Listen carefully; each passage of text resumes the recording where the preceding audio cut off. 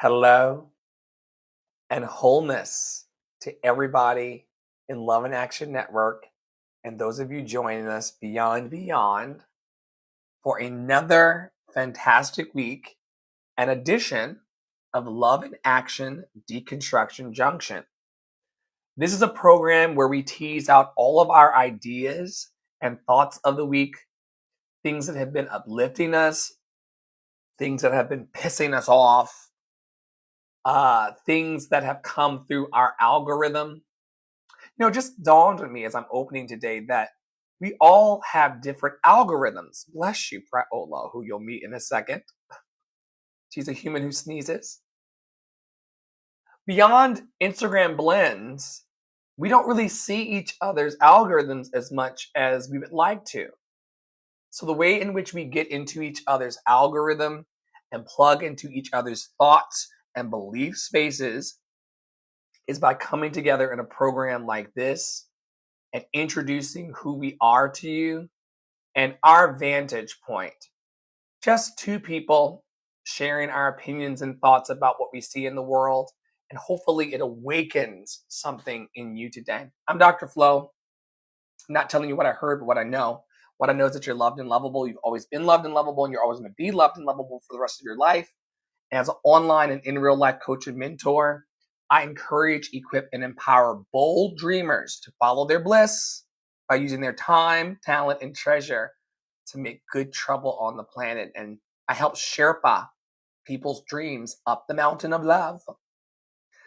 I'm always joined by my brilliantly talented and fabulous press-on nail preparing co-host, the wonderful Tara Praolo Studio. Who are you? Who you be in the world today, girl? Who I be in the world today? Hey, y'all. I'm Tara Pralo. I'm your resident. Somebody told me my last name was beautiful this morning, and I was like, thanks, it's my husband's.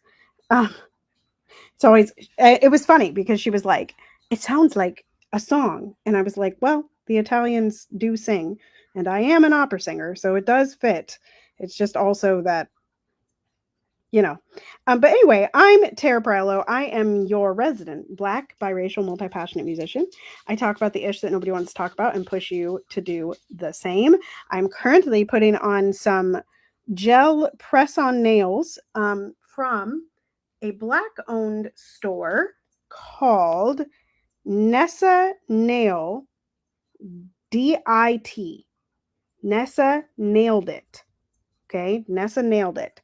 And I am so excited because I'm going to try this. And she said she was going to help me keep them on. They're a little long for me. Don't worry, piano teachers in the world. I am going to cut them.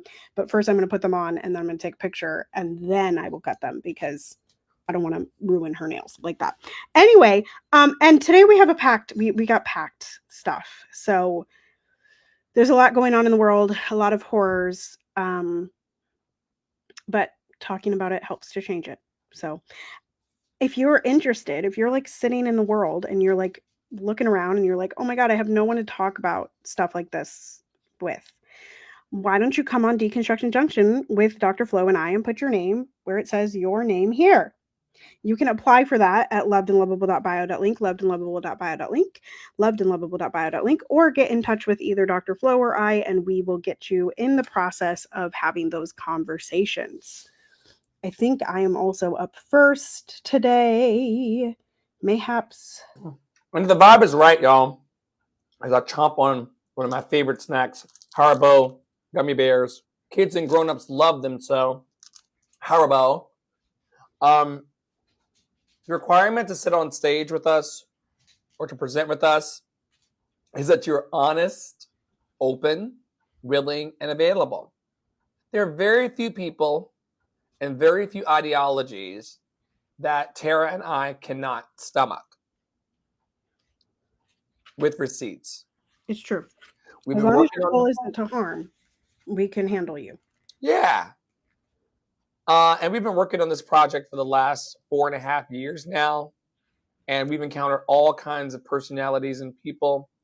But as long as they can align with being whole and being loved and lovable, we'll have you. We got 3 slots and we're going to fill them very, very soon. And you're right, Sister Mr. Paolo. It's on you. Sudan.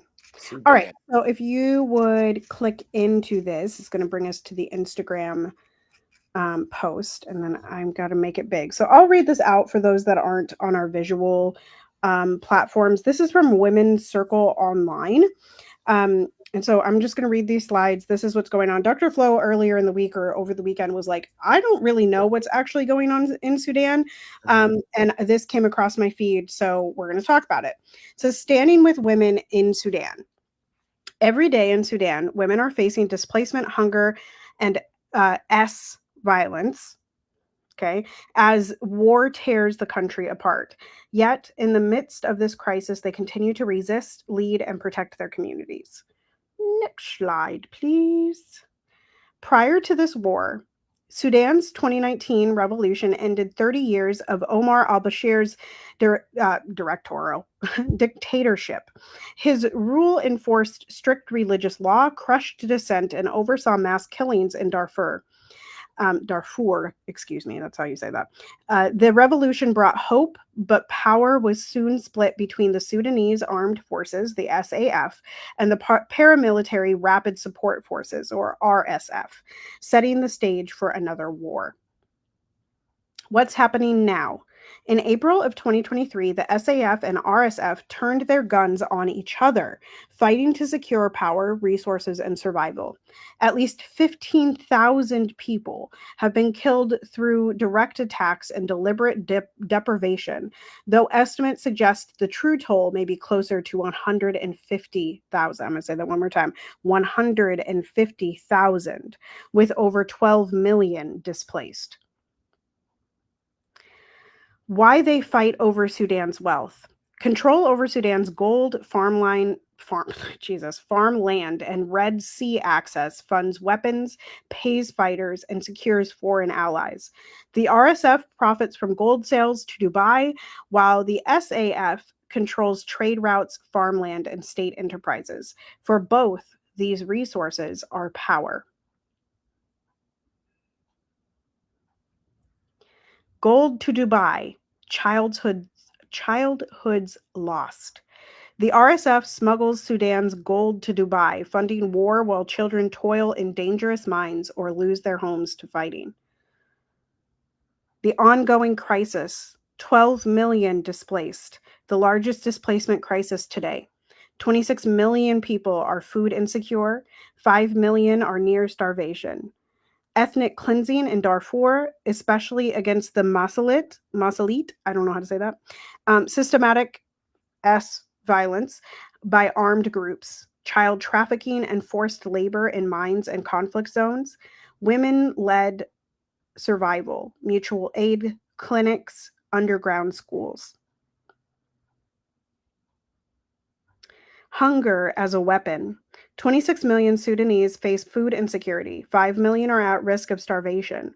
Armed groups block aid, burn crops, and target supply routes. Hunger is not an accident. It is deliberate. Women under attack. In Darfur and across Sudan, women face systematic violence, with survivors ranging from children to elders. Even in refugee camps, AJ Plus, which is Al Jazeera, y'all, reports women and girls endure new assaults, showing that escape does not guarantee safety. The forced exclusion of girls from school leaves them increasingly vulnerable to child marriage and genital mutilation. Children in the crossfire. Across Sudan, children are killed, orphaned, trafficked, or forced into dangerous labor, including in gold mines controlled by armed groups. Millions are displaced, cut off from school, and face hunger, disease, and violence with no safe place to turn. The silent deaths. In 2024, over 130 Sudanese women died by mass unaliving, self-unaliving, to escape the threat of rape by the Rapid Support Forces, RSF. The stigma and trauma of such violence can be as deadly as the attacks themselves, and these deaths are rarely counted in official tolls, yet they are a part of Sudan's reality.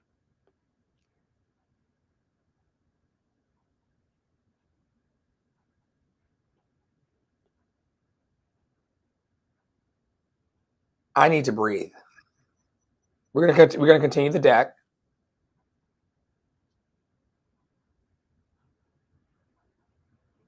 And I did go online and ask, because this is bigger than Gaza. It's bigger than Gaza, yep. And no major network is covering it. Right. And it's been going on for, well, longer is relative, but it has been a crisis. Sudan has been in crisis for decades.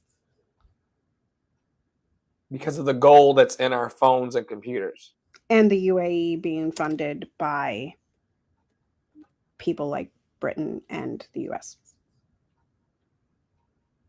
US money is everywhere.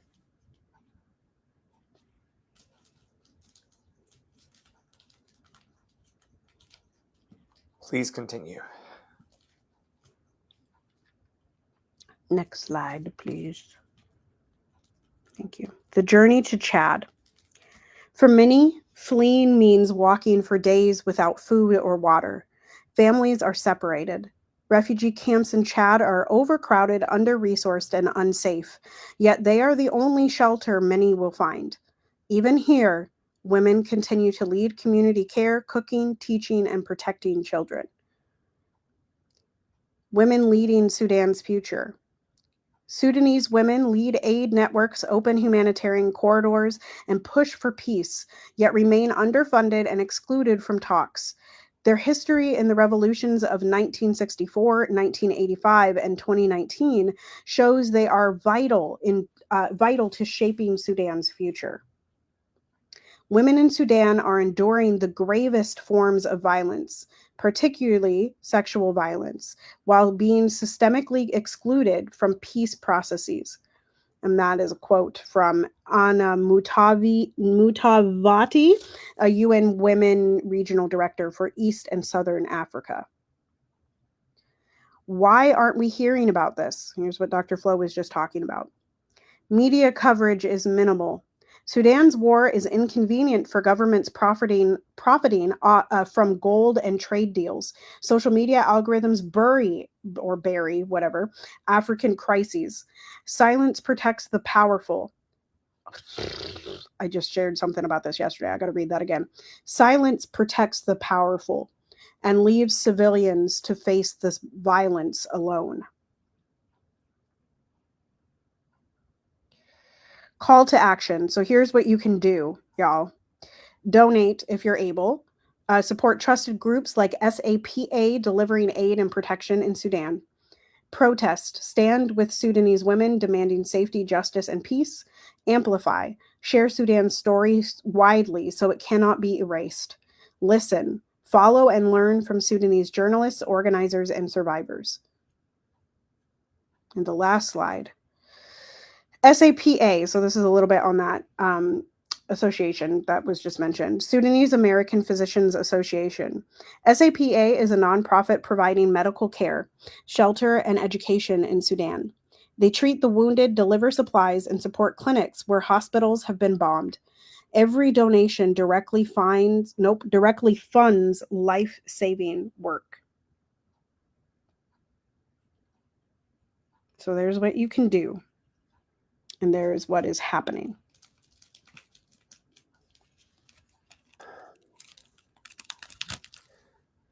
Y'all, I only bring up these things in my reels. I know that Praolo and I, to some of you, not all of you, but to so many of you, we are a duo of walking, talking buzzkills.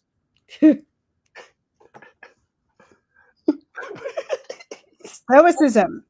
Buzzkill. But admirable, because you want to be grounded in the shit show and the shit storm that it is. And I did ask, and we found the answers.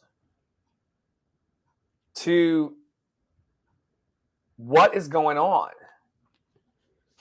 We cannot look away from the suffering of these people and pretend like because we're not going through it, that they are not going through it.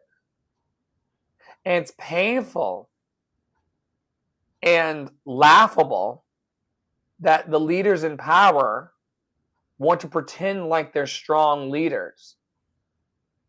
I heard Trumpicans talking on the podcast Listen in the Network about honesty and truth. And I'm like, you guys and gals and humans that support this evil know nothing about honesty and truth. And it's offensive to me that we could sit around over our lunch and coffees and press on nails respectfully, and everyone just going on throughout the algorithmic feed as if this isn't happening. And the words that you read, I had to stop halfway through the deck, as you all saw and heard, because it's inhumane to know that women are being treated this way specifically, and that violent men and women are allowing it to happen. Now, y'all know, typically when we come into Deconstruction Junction, I'm railing on the so-called whites, allegedly. Capitalism and white supremacist delusion is at the root of all of the bullshit. But this particular violence, this is what the conservatives would call black on black crime. It's not an army of so-called alleged white people rounding up the women, forcing them into mass unaliving. It's people who look like me and darker. And so for all of you Hebrew Israelites and Black Alliance people and Nation of Islam and Assalamu alaikum, this and that, what do you have to say? Inshallah.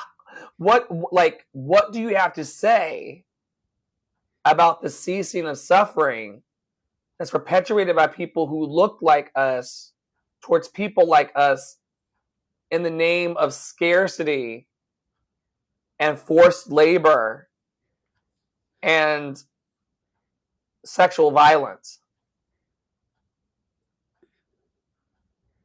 You must really believe in capitalism, and you must really believe that there is some benefit to being on the top. Or you must believe that people like that deserve it. You know, I've heard weird things even out of the faith-based world or the religious circles of like, everyone was born into a destiny and everyone has a life to live, and just wait on God, wait on Jesus to come a second time. Like, no, do something now. But like these, I think, and this is okay. Dr. Flo and our other leader in the network and Dr. Flo's husband, Poppy, have discussions like this a lot. We have private, like behind closed doors, y'all. We are usually discussing or touch on subjects of Black liberation, and Poppy believes in women, putting women on the top of the hierarchy instead of men. And we just have these discussions, and oftentimes I will say, well, like it'll be like, well, Black people are the best. Well, that's actually a white supremacist ideal. It may be true, right? But the belief in the hierarchy is actually the problem, and that's what causes things like Sudan, where Dr. Flo said it is Black people hurting Black people, right? This is not like South Africa, where there was an apartheid of color. right? This is not like Palestine and Israel where there is an apartheid. Don't get it twisted, y'all. There is an apartheid of color. The Palestinians, they are brown people.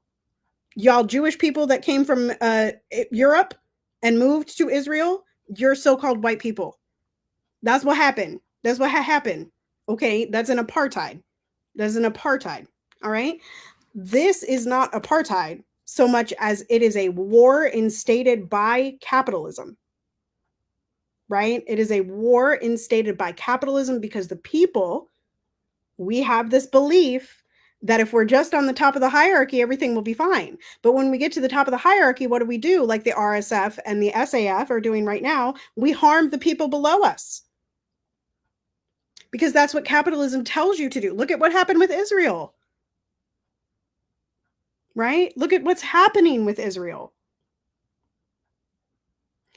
And so we got to do away with like, oh, it's not to forget the history, but it is to say like just replacing the top of the pyramid does not change society. In Africa, in the majority of countries, there are Black people at the top of the government. And these countries in Africa are just as beholden to the capitalist structure and the colonialist structure, whether or not it was the US or Britain or whoever that colonized and changed that culture. Right? It's still a belief in the hierarchy. And if you go back further, even before the colonies, we still had people warring to be on top. We still had Black people killing Black people for resource. And so the belief has to stop being in the abundant or in the hierarchy, and rather that there is an abundance on the earth for all people, for all living beings, regardless of color, regardless of class, regardless of religion, regardless of all of that. Because none of it is better or worse, because that's a binary that humans have believed in for literal ages, longer than any of these wars, right? So anyway, that's my piece on it. I think it's very, the reason it's not getting covered in the news over here is because it is dark skinned people, right? And I think there is a knowledge, more of a knowledge of the US's and Britain's colonization of Africa, right? Because we don't teach all of it, but we do talk about chattel slavery in school, right? We don't teach all of it. I don't want to get it twisted. Like, these kids are not reading Frederick Douglass in school. And if you read Frederick Douglass, I think a lot of so-called white children would have a very different worldview. Okay. I just think we would if we were reading, Between the World and Me instead of White Fragility, we might have a different take on life. Okay. Between the World and Me instead of Frankenstein. Right. Exactly. So, I think it's harder to hide, if that makes sense, in Africa. Whereas for whatever reason, even though it's very clear, not for whatever reason, we know why it is,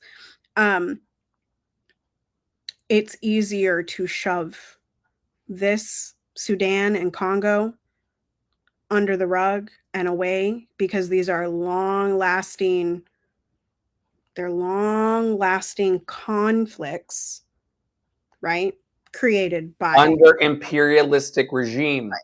Right, exactly. Whereas the flashpoint right now is Palestine and Israel, right? And so when these have been happening, you saw 2019, but again, if you go back and you start thinking about all of the African countries that maybe you've heard whispers of that have had war and had genocides and had apartheids, there's an awful lot of them. And so think also about Ukraine. How often are people talking about Ukraine? How often are people talking about Ukraine? We're 4 years into that one, baby. And so right now it's a flashpoint because it's the most recent. right? Sudan, quote unquote, began in 2019 with this particular conflict. And so that's a lot of It's the a reason. flashpoint, and you know me, I never miss an opportunity to clown the Zionist. It's also a flashpoint because Zionists are running the news. And those particular individuals have a very interesting way of centering themselves in everything. Right. It's kind of like, pay attention to my harm. Pay attention to us never forgetting. Never forget about us. Let's put down these news articles and these reports and all of these things that puts us at the front of the line of suffering. And we've done the numbers, we've crunched the numbers on this podcast. People that are not Jewish people and or Zionist have suffered on this planet much longer. Why do you get to be prioritized in the healing of your suffering and attention to what you're going through? Oh my God. And I forgot to bring up, you're like, whoa. I know. It was like, what? And Because it like, you know, that was one of my brain cells from my years of substance abuse coming back online.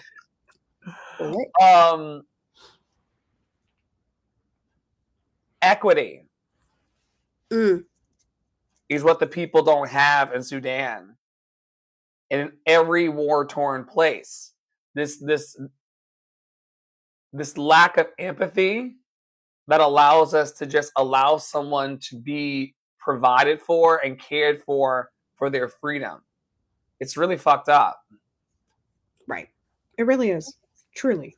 When Really. Scarcity consciousness and this idea that there's not enough food, not enough resources, not enough abundance, that's all made up. And I clicked out a long time ago of this idea.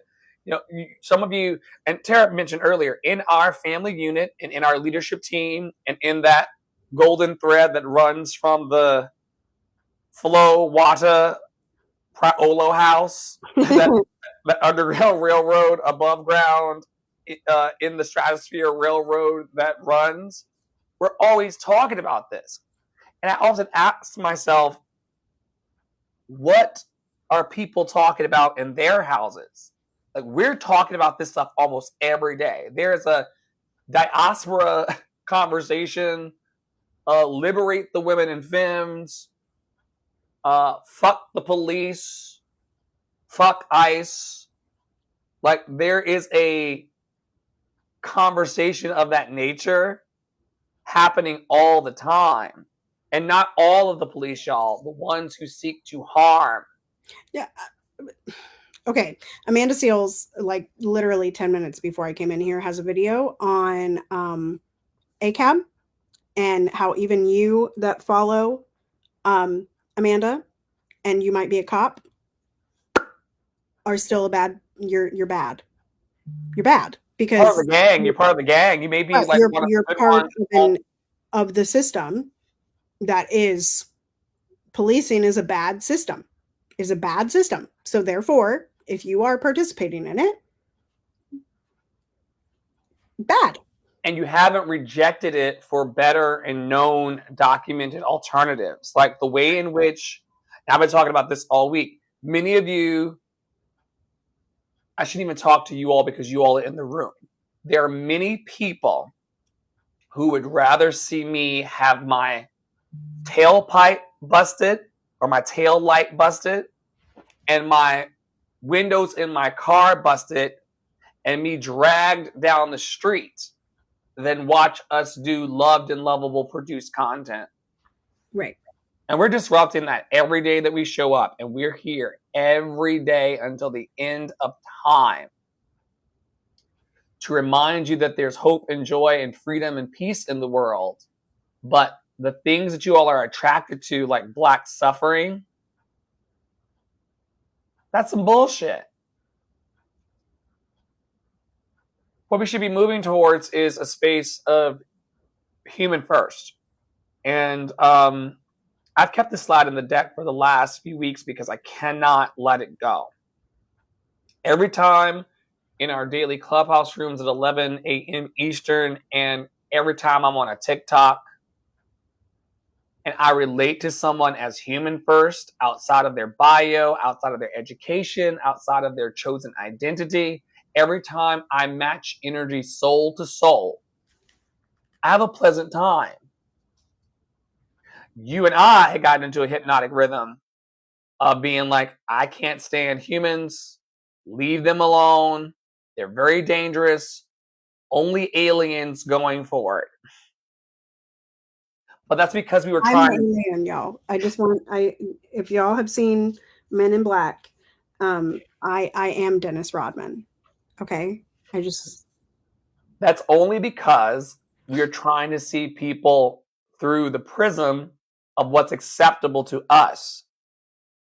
And as Tara and I, individually and collectively, have decided to release the control and the high demands on what is required for people to be safe with us, especially if they're coming in their wholeness, loved and lovable, it has been a thrill and an honor and a joy to meet people. For me, as Tara looks for a press on nail, I don't know where it went. It flew, child. do you have a backup? Well, no, because it's on this nail. But it's fine. We're gonna work it out, y'all. We're gonna work. It went flying. I was like, oh, maybe it's stuck on my shirt, but I don't see it. So The baby's going to find it for sure. the baby will find it. Yeah. And hopefully not eat it. Right. But we're not. I think you're going to find it by the end of the pod. Okay. I'm going to just have faith and believe. For those of you listening on the podcast version of this over on Spotify, Apple Podcast, and Google Podcast, and Stitcher and iHeart, she was on a mission. And I was like, what is she doing? I realized the project within the project. And I said, oh, the little gremlins have come and taken something away. Listen, even this conversation and this exchange and the ways in which we produce things in the last few weeks and few months since the top of the year in this network has changed because there's a freshness now to allowing people to reintroduce themselves to me and to the world through this network day by day. I no longer assume that I know Praolo. If people come to me these days and say, well, and they don't, but if they did come to us and say, well, how do you think Flo would respond to XYZ circumstance? Also XYD, XYP, XYF. Or how do you think Tara would respond to similar conditions? I say things like, go and ask her. And if she's honest, open, willing, and available, she'll tell you. Or I've been saying things in my coaching practice and in the morning rooms like, introduce yourself to us just for today. I think I even opened today, Tara Praolo Studio. Who are you today? Because we have to leave room for the rise and fall of honest, open human emotion. We have to leave room for the joy to unfold and also leave space for suffering. I have cried and yelled a lot privately and publicly this week about the suffering in the world. And it's because I'm finally meeting people as if for the first time as they are. And let me tell y'all something. As a human myself, and as a human talking to a human, and as a human who serves humans, I got a secret for you. The people are in pain.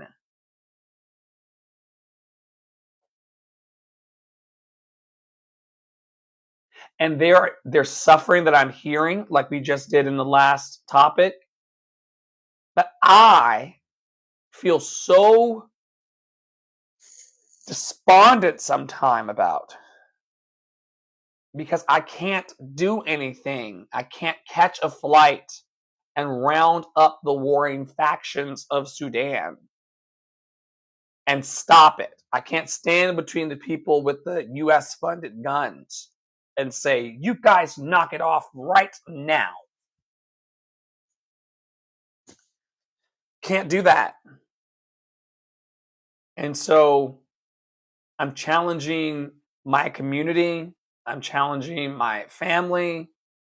I'm challenging myself to go human first in the communities that I impact and in my zip code so that we can heal where we are, and hopefully that will ripple out to the far ends of the world. How are you seeking to do the human first thing? I'm seeking, I feel like I talked about this last week, but maybe I just talked about it in a clubhouse room. I'm really seeking to meet people in vulnerability and transparency. Um, and just meeting them truly where they are. It's a gift of mine, um, to see when people are just fronting versus when they are actually being like their real, true self.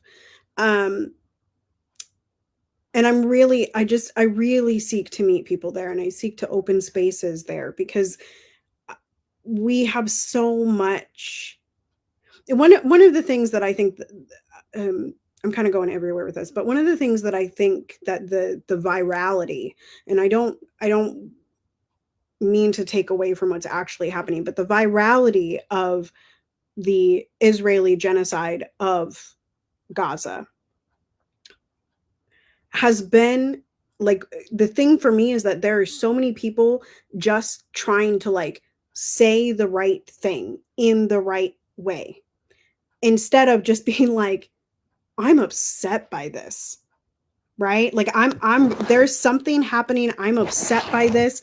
I need to talk about it, but I don't know how, or I don't know what I'm talking about. Or, This I morning, you talked about the person, not to interject, but to interject. yeah, You talked about the person this morning in your stories. It's like, I have no words for this. I'm so flabbergasted.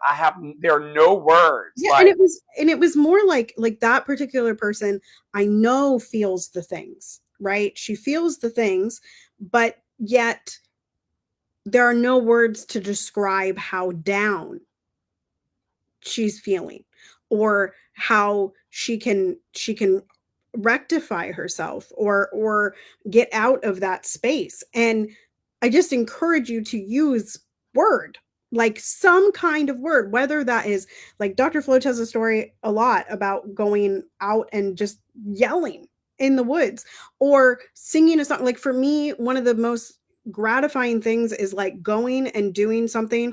I do this when I'm really sad, and I haven't been sad for a long time, so it hasn't happened for a couple years. But when I lost my first M baby, in IVF, which happy transfer anniversary to Piper. It is Piper's second transfer anniversary day. We transferred Piper on August 14th, 2023. But the M baby right before Piper, um, I lost that embryo, and I went live, and one of the songs, there are two songs that like always kind of pop out. Well, there's more than two, but the one that I sang that night was She Used to Be Mine from Waitress, which has a ton of belting, and there's these long, like, just screaming passages.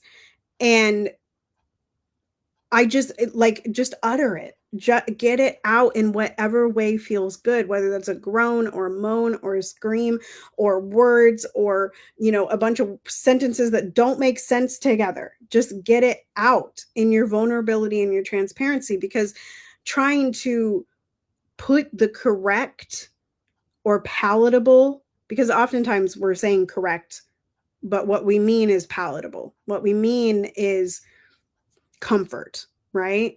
Um, something that won't get us rejected from our in group. right, exactly. Something quote unquote safe.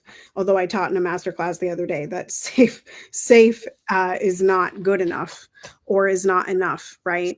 Because that's preserving comfort. But yeah, I really, this idea of like, come as you are, right? Come as you are. That's in a song somewhere. Oh, I know what it's from. It's from At This Table by Idina Menzel. It's a Christmas song. At this table. Ba-da-da-da, ba-da-table. Anyway, you've never heard this song? I'll send it to a It chat. sounded just like the lyric from This Moment On. That it does sound a lot like that, but then it goes different, and I can't remember the other melody. But anyway, I think it ends on "Come as you are." It's a really lovely message, and I wish, and I can make it plainer and help. The more, we talk about this a lot, and then I swear we'll move on, y'all. The freer I can be, the more liberated I can be, the more vulnerable I can be, the more transparent I can be, the more trustworthy of myself that I can be, the more loving of myself that I can be, the more joyful I can be, the more embodied of all of those things that I just listed off that I can be. It allows for other people to be that way. Right? It opens the door for other people to be that way. So while I understand I cannot tell you exactly what vulnerability and transparency looks like for you, I can embody it in myself. I can demonstrate that in myself. And the more that I step back into that, because the reality is that we all have been in places where we're transparent and vulnerable, but we get scared and we shrink back, or someone tells us it's wrong, and so we shrink back, right? The more that I can show that to you is the more that people will open up, which is what has been happening in our 11 a.m. Clubhouse rooms, right? The more that we can relax and just have a conversation and meet people where they are and let them be transparent and vulnerable, the more that we have a successful space where people feel fulfilled.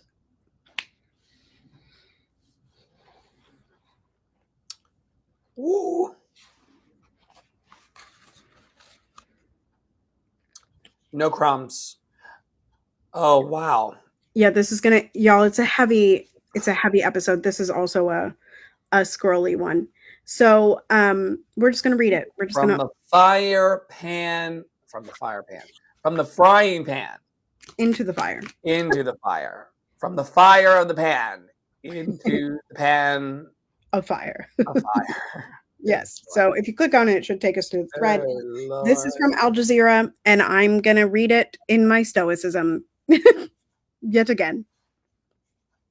Okay. So, I got to make it this full screen so I can read. All right. Yeah. Okay. If these words, hang on. I got to come into my person. If these words of mine reach you, know that Israel has succeeded in killing me and silencing my voice. And that is, it says it. Anas al Sharif wrote this will before Israel killed him and several other journalists in Gaza. On August 10th, Israel attacked a journalist's tent near the main gate of Al Shifa Hospital in Gaza City.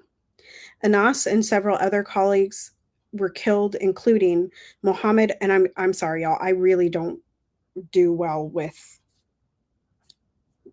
names and pronouncing them. So I think this is Reike, Kureka, or something like that. Mo'amin Aliwa, Ibrahim Zahir, and Mohammed Naufal. Anas reported relentlessly from the ground in northern Gaza, living through almost 2 years of Israel's genocide. The Israeli military had repeatedly threatened his life. Soon after his killing, Anas's will was shared on social media. I lived pain in all its details and tasted loss and grief time and again. Yet, I never hesitated for a single day to convey the truth as it is, without distortion or falsification. Hoping that Allah would bear witness to those who remain silent, unmoved by the remains of our children and women, and who did not stop the massacre that our people have been enduring for over a year and a half. These are excerpts, y'all. And then this is, for those of you not on a visual platform, this is the slide that gets me because it is Anas with his kids. Do not forget Gaza. And do not forget me in your righteous prayers for forgiveness and acceptance.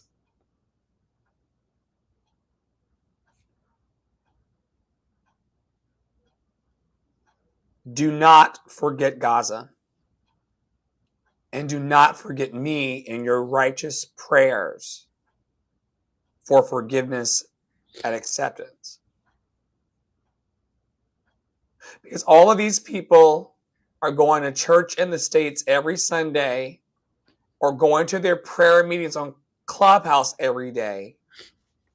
But they are forgetting this man and these people in their righteous prayers for forgiveness. If we stopped doing it, we wouldn't need to forgive it. How do people even function and sleep at night? What kind of cognitive dissonance and distortion is going on? And I've seen a video of this man when he was reunited with his daughter. I follow him. I follow Bizan. I follow a bunch of these folks who are just trying to say, help us. These are people who've been pleading on us, humanitarians and light workers and healers, for the last 2 years to get the word out. The same way that you would want the word gotten out for you if your family was being attacked. And the reason why Paolo's crying right now is because it could be any of us.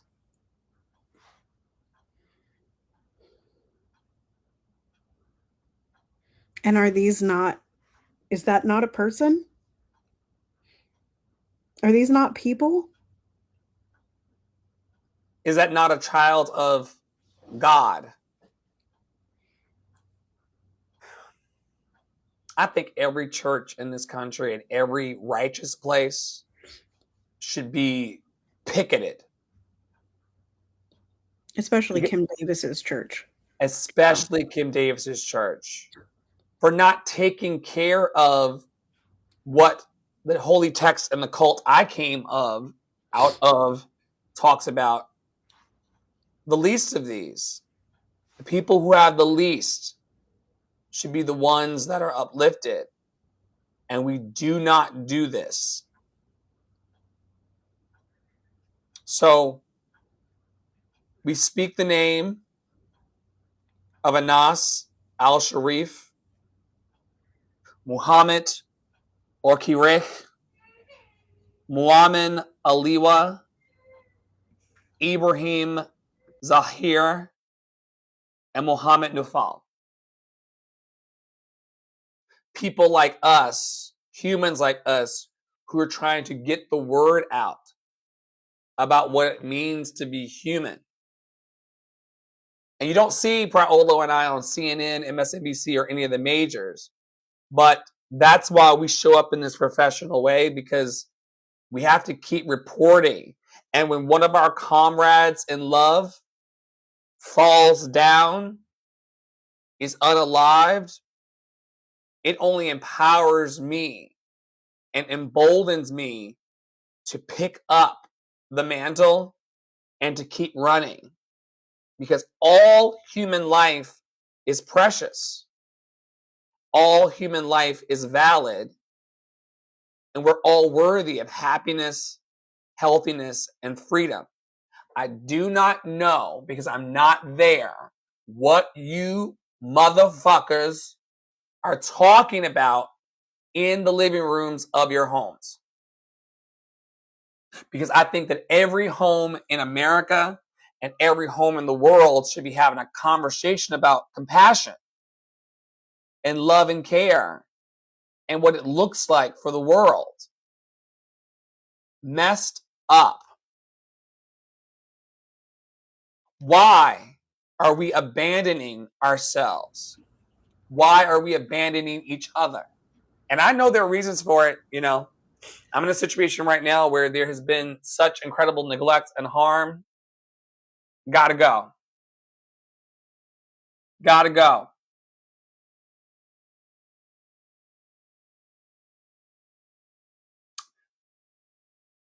Yesterday on Clubhouse.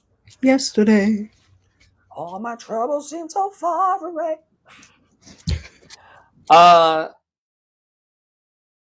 Sister Dolly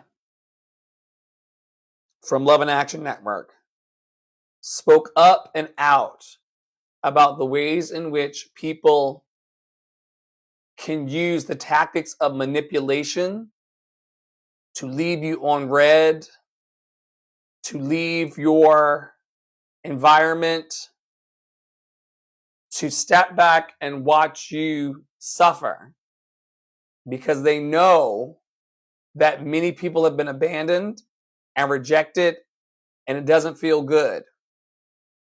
And it struck me because I've been Black Boy Joy and Tara has been Black Girl Magic for a very long time. And people don't have many ways. Shout out to the program I run called Unfuckable with Flow, sliding scale 25 to 150 a week. USD.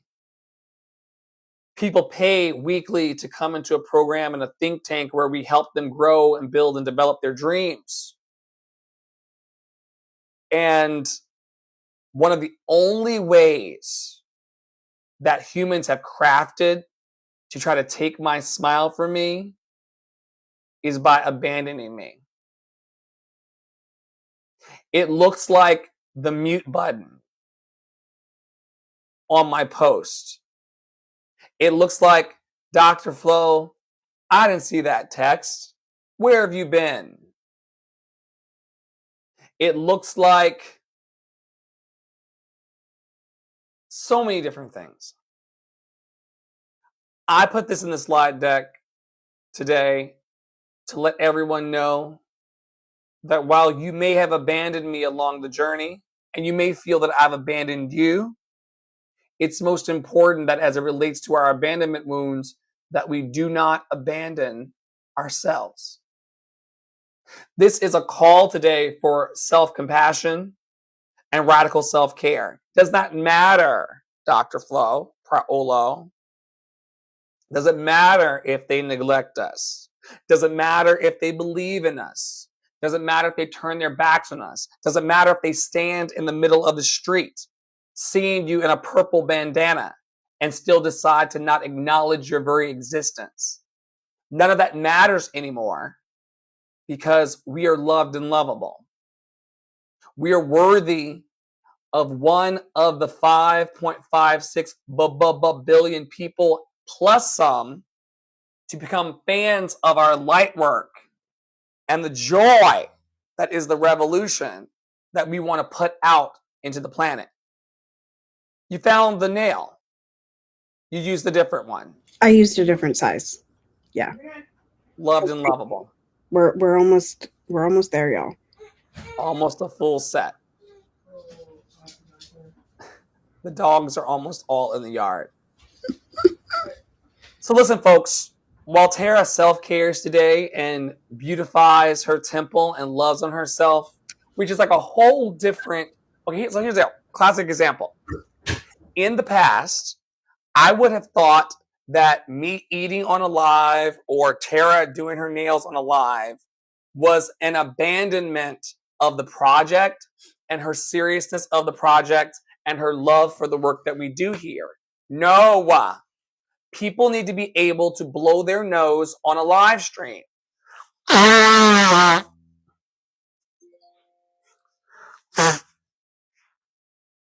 And not hold each other in some weird, how dare you energy. And that's what my abandonment wound looked like. That's what my inner and outer rejection looked like. And in our morning rooms on Clubhouse and our subsequent sessions, we've been really encouraging people to not give up on you. Some of you know that my mother, hope she's doing okay today, she believes that I gave my life over to the devil. She believes that an entity named Satan... Your good friend is an alien, so... Well, that I'm now masquerading and cavorting, gallivanting with aliens, and Satan himself is in the floorboards of this house, for real, and it's taken me down a path of disaster and destruction. And so she is justified with her righteous prayers to neglect me as her loved and lovable child, which would then lead me to believe that this energy of love, source, abundance, universal protection, and guidance called God to some would also do the same. We're going to have to heal this for ourselves. We're going to have to forgive ourselves and forgive our people. I'm going to say it one more time for the people in the back. We're going to have to forgive ourselves and forgive our people for them being human and not showing up for us in the best of ways. And I'll yield to Tara by saying, for me, this releasing of the toxic energy and the healing of the abandonment wound has been a 4-year plus long journey. I would not wish that upon you. I hope it doesn't take you as long to get over your feelings of abandonment and rejection. However, if it is going to take you 4 years, like it took me, you can start today, and you got about 3 years, 364 days to go. And the journey of 1,000 miles towards healing, to paraphrase great teachers, starts with a singular step. Tara, what do you know about rejection as an artist and performer and an entrepreneur? What do you know? Listen, I already taught that lesson this week, okay? Y'all gonna come to the 11 a.m. clubhouse rooms. Before I go into that, would you share the affirmation that is helping you as people come and go from TikTok lives and clubhouse spaces? Yes. So you can tell that we work together really, really well because I didn't have to fumble for it. Like there's a synergy that's happening because of the human first thing that we talked about in previous slides. I'm affirming that people who are not listening to me right now, who I know and love, or that are following me in the network, I'm affirming that if they are not here with me, present, if they have walked away back into their lives, I'm affirming that they're going to better and brighter opportunities. That the universe can love them better than I can. So let's not assume that people are walking away and saying, oh, they rejected me. Oh, they're over me. Oh, they don't want to play in my sandbox anymore. They didn't want to build a snowman. Okay, bye. We don't have to go so rejected and dejected and into the despair matrix of it all. We can just say, I release them to their better. And that's been the affirmation in short. I'm grateful for your presence. And if you're passing through on this live or the TikTok or the clubhouse spaces, I am willing and able to release you to your better. Yeah. Here's what I want to share after your share of abandonment and things. You know, I have a phrase that I say often, which is, they're not ready to hear me yet. And I want to move that phrase today into something else that I heard a long time ago about relationships, romantic relationships, marriages, that your spouse will not be everything to you, nor should they be. They cannot be your confidant all the time on every issue. They cannot be your pool buddy and your like they don't need to have the same hobbies as you, and it's actually very healthy for your spouse to have different hobbies than you and for y'all to like get out of each other's faces. Okay. And I want to share both of those because I think sometimes, and Dr. Flo was talking about this, but I think sometimes we internalize people leaving or internalize, someone not understanding our message as no one will ever hear my message again. No one is ready to hear me. No one is coming to these rooms. And I've been in that space, right? I've been in that space for a long time. Now, part of that is like, I haven't reached out to the people that have responded, or I'm like, oh, it was just 4, so it's not enough, you know? But it's just a really interesting thing. It's like not everybody, and Dr. Flo and I have talked about this time and time again in business, of like there's going to be different pools of people, and not every pool of people needs to be in the same situation. And it's why yesterday, was it yesterday or the day before? It was the day before in a co-working. I said to Dr. Flo, I said, do you need both? Do you need Unfuck Withable and Community Academy and Adopt a Black Artist? And what is the difference between them and why do they exist the way that they exist? And Dr. Flo said they're 4 different people. He didn't say it like that, but that's what I'm summarizing for you all now instead of going through our 3-hour conversation about it. You got to speak flow, man. You got to speak flow to get it. Right. Right. Exactly. So like, all this to say that you're going to have different pools of people in your life. You're going to have different people that fill different needs in your life. And it is okay because there are 10 billion people on this earth. If one person is not in any pool, or one person needs to leave pools, right? Like, it is not the end of the world. It does not mean that no one else is coming. It does not mean that no one else is going to be willing to talk to you or hear your message and agree with your message and touch and agree with that. It just means that that one person in that one moment has something going on with themselves that can't align with you. And that is okay. That is okay. So yeah, that's not really on rejection, but that's just what your share was making me. And also, like, people are, here we go. Here we go. People are drawn to what they're drawn to by the law of attraction. Uh-oh, y'all, step back. Step back. LOA has entered the chat again. And we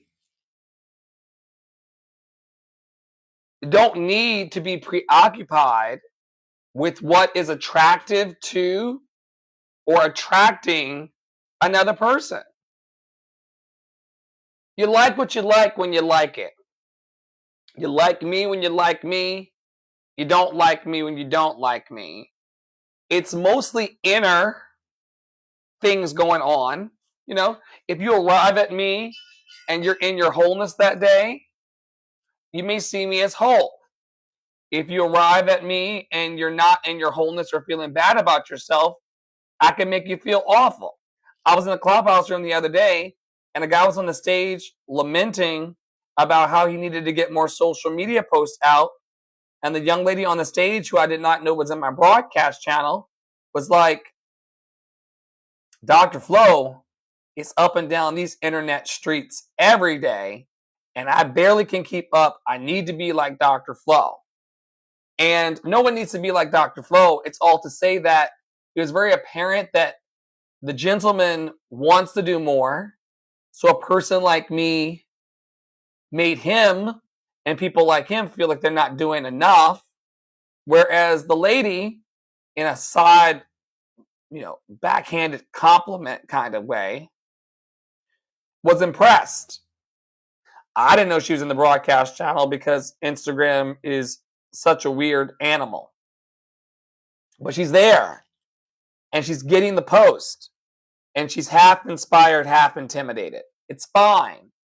Has nothing to do with you, has nothing to do with me. It's all about how people's energy and frequency in the moment is drawn to what it's drawn to. We're pushing forward, Paolo, into your theme of freedom. This is a shorter one, and it's actually something you reposted. Freedom feels like risk. Freedom feels like risk. In a world where we are so controlled and so moved by capitalism and believing that we can only survive in the ways that are deemed by these structures and systems, freedom feels like risk. Anytime that we step out of our comfort zone, anytime that we choose ourselves over another, anytime that we reach out for what feels good to ourselves, but it may not be part of the status quo or what everyone else is doing, it can feel risky. Here's the deal. We're battle tested for risk. And most of the risk that we're being asked to take are not major ones. I keep reminding myself that my ancestors who mayhaps had to flee slavery, enslavement in the middle of the night, that's a risk. And might have been led by a girly pop falling out in the middle of the field, child. Named Harriet Tubman. You know, that's a risk. Asking people on the internet for support, time, talent, and treasure to build Love and Action Network out fully, and Dr. Flo and the Love Experience being fully funded. It's a freedom that feels like a risk, but it's not going to destroy me. And your dreams are not going to destroy you. Who made you believe? Here we go. Who made you believe that wanting to have your freedom was a scary thing? What obstacles have you put in the way as it relates to your freedom? Why, Flo, have you stacked the stakes so high as it relates to your freedom that stepping out on faith seems like an insurmountable position? Huh?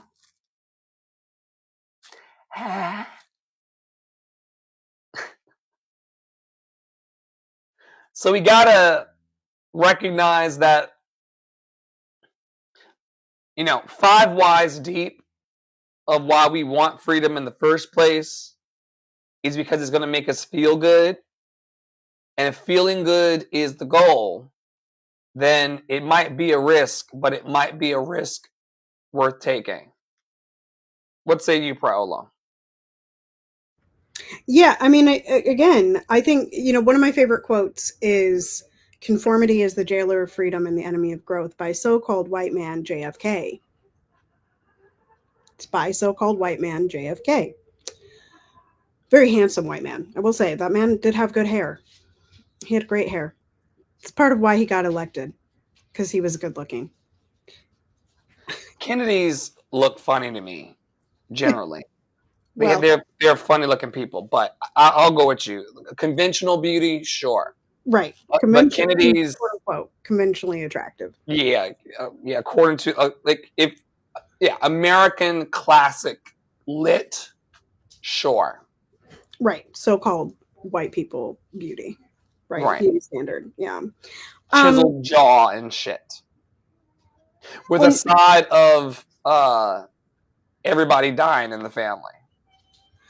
Which, except for the one that is now in friggin' office doing terrible things. He has a worm in his head. That's just so crazy. Y'all are so crazy. Y'all, and not just generally, like, y'all that voted for Rumpykins. I just y'all some kind of crazy. Anyway, that's an opinion that I have. That's not a fact. It's just an opinion that I hold. Anywho, y'all, conformity is the jailer of freedom and the enemy of growth. And when you do not conform, it feels really scary.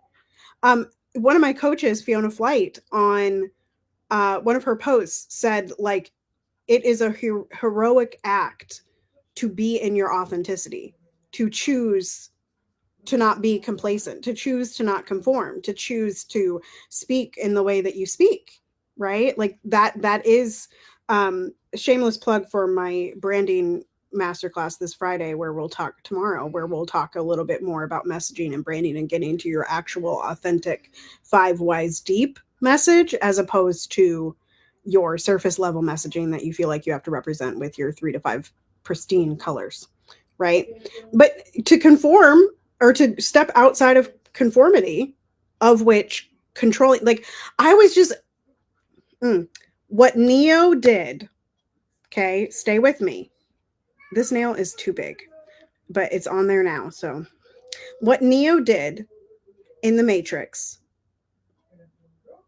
was risk, but he was also seeking freedom. He decided to be free. What Morpheus did in the Matrix was a risk. Something that clearly is like eating his glasses right now, y'all. And I'm struck. This is the worst nail. Look at her. She's bad. She's seen better opportunities for sure. Because I dropped her sister into the couch that was going to fit this nail flawlessly. Anyway, it's fine. It'll fall off and I'll replace it with this one, which will fit. And look at how many I have left. And look, y'all. Don't just ignore the thumb, okay? But like, I love that coal color. I really do. These are cute. I'm happy. Anyway, so yeah, freedom feels like a risk. Doing what you want feels like a risk. All of it feels like risk. But it doesn't, risk does not have to feel scary. That's what I'll say. Next. What's next? Oh yeah. This is the last one. Oh yeah. I'm taking y'all to church with this. This is by, I've been on this all week, y'all. Peque Mignon. I don't know how to say the first part, but the second part is definitely Mignon. It says, unpopular effing opinion. This whole, quote unquote, I'm just not buying anything, end quote. Hey, don't do that. Piper, stop. Is a fully privileged, individualistic, performative act of moral superiority that is doomed to fail. Should people divest from giving money to billionaires as much as possible? Yes. Do they need to embrace voluntary individual austerity? No. I swear, some people will do anything but learn how to live in a community. Mutual aid is greater than austerity. Don't sit alone feeling superior. Help your goddamn neighbors. Next slide, please. You know, in 1998 to 2005, buy nothing was a huge trend among so-called white activists. I was poor, so already buying the bare minimum. Vote with your wallet. I've got some lint and a candy wrapper. As a rule, if a resistance tactic involves individual consumer choices, e.g. not talking about boycotts or strikes, although I am, it's probably super ineffective. It's the recycling of resistance. It makes you feel like a good person, like you're doing something. It's not really doing much. Mutual aid. Next slide. Let me put this in a religious context, because I don't know. What does STG mean? I'm not cool. I'm not cool. Let me put this into religious context because STG, y'all, this is its root. Swear to God. I swear to God, this is its root. I got it. Liberalism is austere. It also has a tendency to be individualistic and feel morally superior. It is wearing a hair shirt and eating gruel by choice for the ascetic benefits. Instead of fighting alongside others, you're walking through the streets of the town self flagellating and hoping that your good example will inspire others to the same feats of moral purity. Stop with the martyr act and collectivize.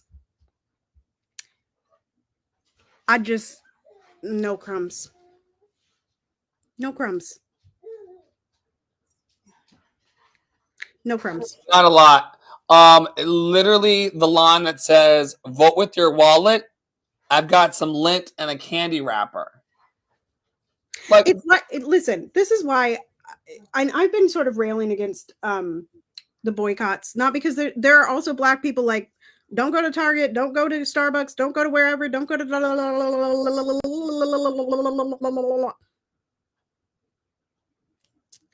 y'all.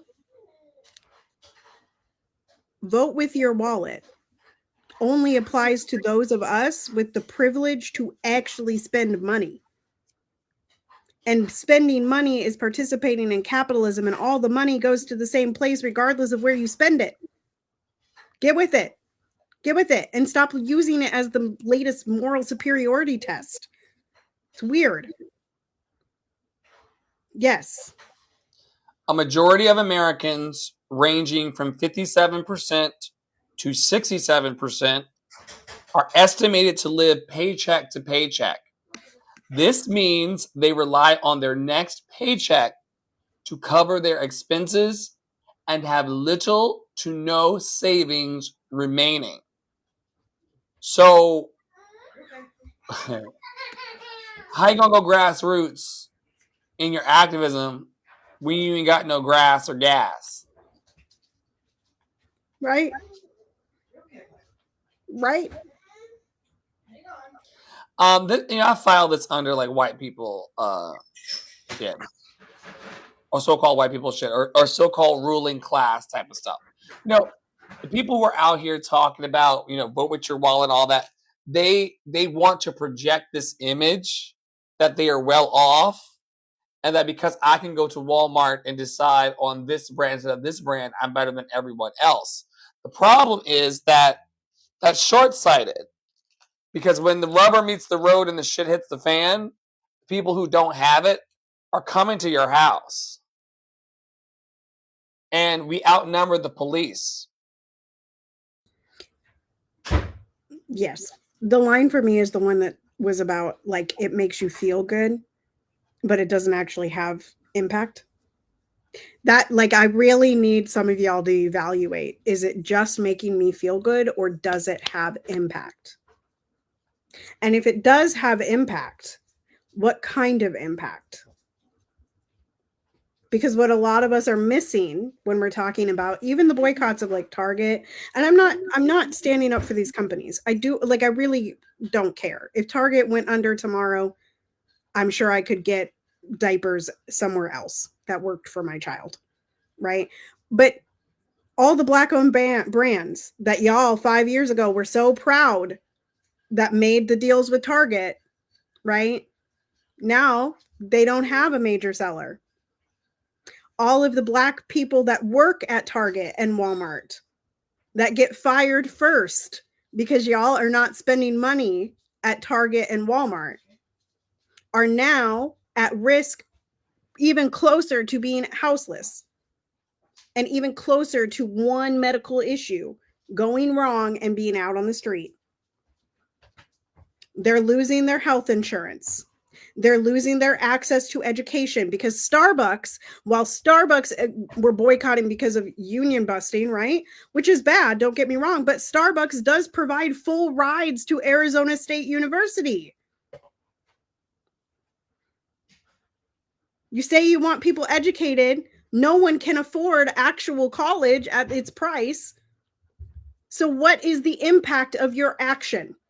The action that makes you feel good, what is the impact? And if the impact is negative, like the ones that I'm pointing out right now, how are you in another action helping with that impact? What are you putting together to get people education? What are you putting together to get people healthcare? What are you putting together to get people fed? What are you putting together to get people housed? I saw y'all over on Facebook. Claire's is going bankrupt again. It's probably leaving the mall. She's probably going bye-bye. Okay. And I said on Facebook, I said, okay, so when these stores all leave the malls, are we turning them into homeless shelters? Oh, that's not profitable. Got it. My heart went out to the woman that I saw on the news in DC who was homeless not because she made any mistake in her life, but because her house burned down. What do you do when your home burns to the ground and you don't have resources because you're part of that 57% to 67% who doesn't have anything else? You know, I say this all the time in here. Most of us want to believe in America and our delusion that we are 3 months away from being a millionaire when we're all mostly 3 months away from being out on our asses. Less than that. For most of us. Certainly for me. Yeah. If you know my story, and you will be hearing it soon. I would probably be 3 months out from being homeless if I lost everything today. Having to scramble like eggs. So, you know, we could stand to uplift more and to seek to energetically press into our spiritual and emotional overflow. Kind of interesting conversational pivot, given that we were just talking about what people don't have. But I also like to focus in life on what we do have. Go for it. Well, even people that don't have material things or money or healthcare or whatever, they are still able to get into overflow if they want to. Like, overflow is not a gate-kept concept by capitalism. If you were over there in the YouTube, Facebook, Spotify, Apple Podcast, Google Podcast. And by the way, y'all, if I seem like I'm talking at like 0.5 speed today, I took my magnesium supplements earlier in the day to calm down some of my angst. And it has me leaning on Black Jesus, especially after lunch. But back to the prompt. If you were someone listening and you didn't have a lot of money, not a lot of wealth and resources or training or education, how would you recommend people get into their overflow? I would use YouTube University. I would use my following. I would ask for help and not stop asking until I got it, right? I mean, like, one of the things that capitalism really nails in is like, you have to figure it out on your own. And that's not the reality. You know, there are plenty of coaches and plenty of life coaches and plenty of therapists even that are wanting to help and will help for free, right? Or they have free resources available on the interwebs. You just have to look for it. And if you can't take the step to look for it, on this Throat Chakra Thursday, perhaps you can talk to someone that you trust and ask them to help you look for it, right? Like, I would say YouTube University. I would say try to find spaces that are uplifting people, that maybe have reviews of upliftment that are free. There are so many apps out here that host group events, right? I mean, there's Zoom calls, probably there's Zoom webinars on how to heal yourself, doing chicken soup for the soul. I'm sure there's dozens. if not hundreds, if not thousands across the internet, right? There are spaces on Clubhouse that are empowering and uplifting. There are spaces on Threads. There are Instagram group chats. There are WhatsApp chats. There are Facebook Messenger chats. There are Facebook groups. There are so many free spaces. It's just a matter of you making the decision to go and get the help that you need. And it doesn't have to cost money, because there's enough of us. While this is a belief that's pervasive, there are enough of us that believe in absolute freedom in terms of lacking. We do not gatekeep, right? The information that you're getting for free is the information that you get when you come in behind the door, right? We believe that. So whatever your level, you can find something that isn't gatekept. There's enough people that believe in giving out that advice and believe in the freedom of others and believe in the overflow of others. Like Dr. Raquel Martin is one that pops in my head as someone to like go find on the internet, especially if you Black, especially if you need therapy, and especially if you don't have no money, right? You don't have no money, go follow Dr. Raquel. Go follow her, Raquel Martin, okay? And you can find her free resources. She has a whole website of free resources. Adrienne Mari Brown also has free resources. Christiana Smith has free resources. Love in Action Network has free resources. Tara Prylo Studio has free resources, right? There are so many spaces that have free resources to help you get into your overflow. And once you are in your overflow, hopefully you can get back on your feet in the terms of capitalism, because that's what we're living in right now. Whether we like it or not, that's what we're living in. And so how much acceptance can we have of that? Right? And energetically speaking, y'all, do not seek, if you can, to give from your principle. We talked earlier in the week in the network about spoon theory and what it means to have the spoons and not have the spoons to hold people and their bullshit and their drama and what have you. Make sure that you're filling up your energetic tank and taking care of yourself before trying to take care of other people. Because you're going to show up in life as a more happier individual and a person that wants to actually be in the conversations and relationships that you're holding, as opposed to being resentful and mad all the fucking time. As always, we're calling for ceasefire now. We did a lot of that today. Tara, take it away. I will see a free and flourishing Congo. I will see a free and flourishing Haiti. I will see a free and flourishing Palestine. I will see a free and flourishing Sudan. Ceasefire now. Freedom to all. Did you imagine that we would be in this kind of situation? I know that history repeats, and so people who are students of history are well aware that history moves in cycles. Did you see this coming? Oh, for sure.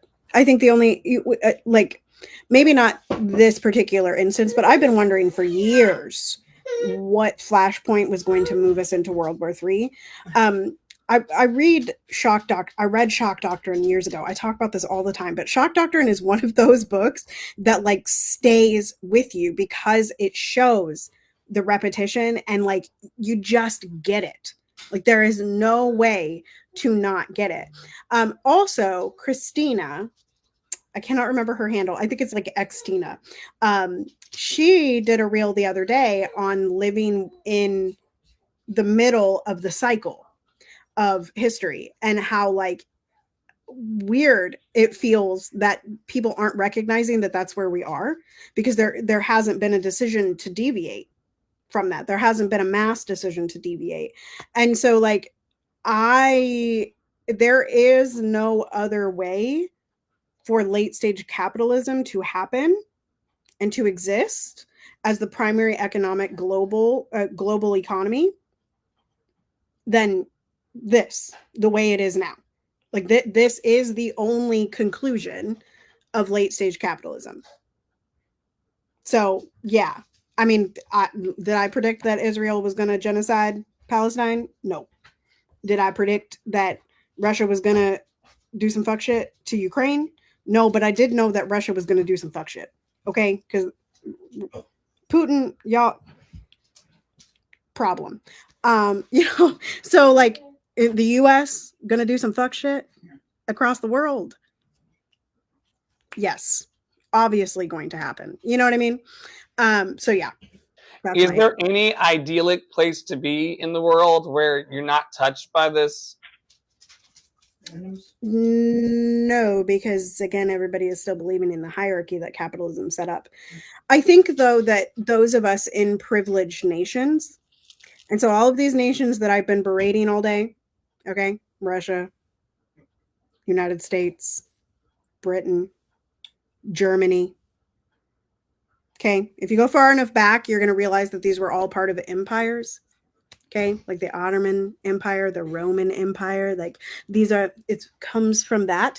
But if you're in a privileged country, okay, if you're in a country that has the ability to colonize, you have more privilege to change the dynamic of the world by speaking up, by calling your representatives, by taking action in the streets, by going, if you have the funds to donate, by sending food, by participating in mutual aid funds, all of these things, right? By choosing actively in nations of privilege, of which you and I both live in, if we chose to live communally and build community gardens and feed the people, we would be a small instance of changing. And when people see that those things can happen, then the world changes. Ismatu is doing this with rice fields in Sierra Leone, right? So these are, there are instances of this the world over. Well, folks, exacerbated. The magnesium was already making me a little bit tired before I walked in here. And then the content kind of was like, oh God, the world is such a crazy place. And I'm like, oh man, it's time for a Dr. Flo nap to recover.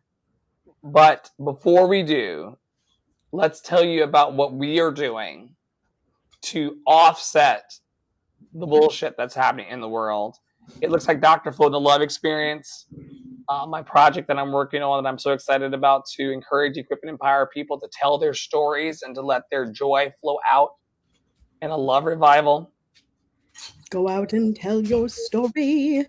Let it echo far and wide.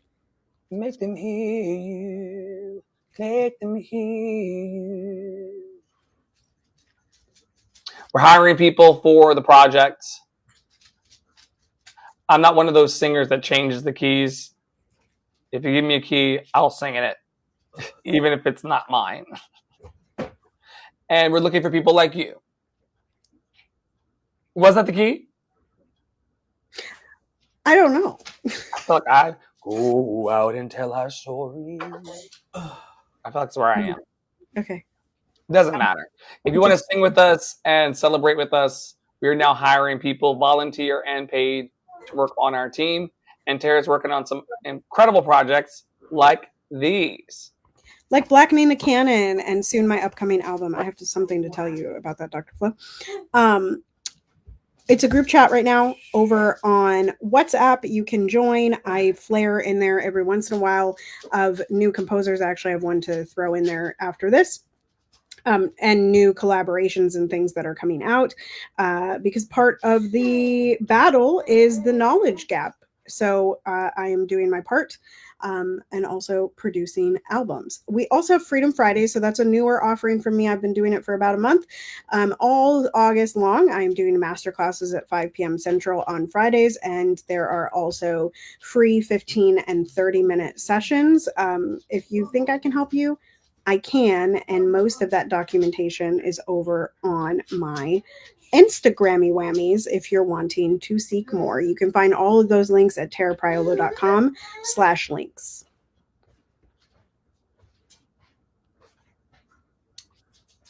I have a little under 2 hours until I am going to be on Clubhouse teaching a masterclass and workshop today on dreams and business development, which is my experience over many years.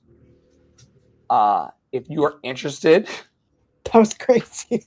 in attending and growing with us, you're more than welcome to come. If not, we will see you very soon and assume that you are living a very abundantly blessed existence and living your questions out one step at a time.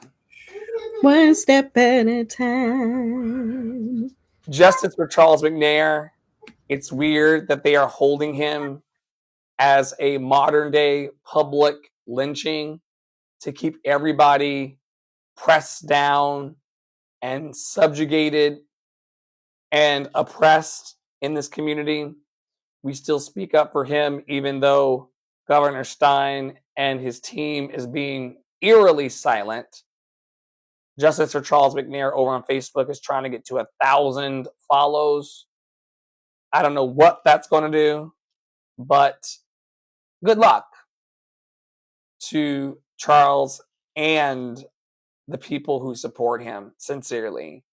It's sad that they try to make the Black body and the Black energy and the Black person a symbol to be vilified in this country.